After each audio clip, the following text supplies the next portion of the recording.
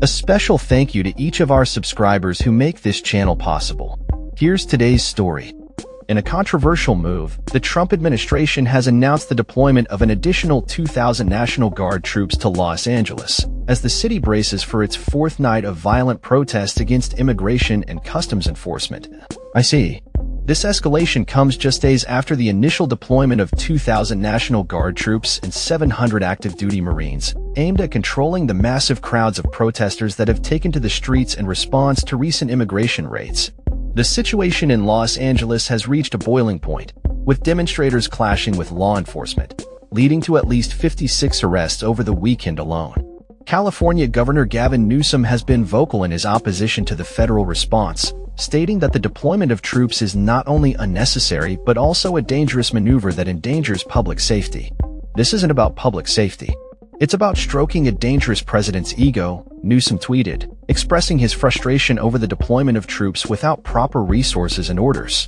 He has also initiated legal action against the Trump administration, arguing that the deployment violates the 10th Amendment of the U.S. Constitution, which reserves the power to activate the National Guard to state governors.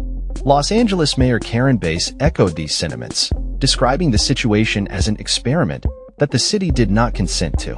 "I feel like we are part of an experiment that we did not ask to be a part of," Bass said, urging the federal government to halt the raids and support the city instead. The Trump administration, however, has defended its actions, with Secretary of Homeland Security Kristi Noem criticizing local leaders for allowing the protests to escalate into riots. "Gavin Newsom has done absolutely nothing. Mayor Bass has done absolutely nothing," Noem stated during an interview, emphasizing the need for federal intervention in the face of chaos. As tensions continue to rise, the deployment of additional National Guard troops and Marines raises questions about the balance of power between state and federal authorities. The last time a sitting president bypassed a governor's authority to deploy the National Guard was in 1965, a historical parallel that adds a layer of complexity to the current situation. As the nation watches closely, the stakes in Los Angeles remain high, with both sides entrenched in their positions. The coming days will likely reveal whether the federal response will quell the unrest or further inflame tensions within the city and beyond. That's all for this story. We upload videos every day covering many different subjects, so hit that subscribe button to stay informed. Thanks for watching.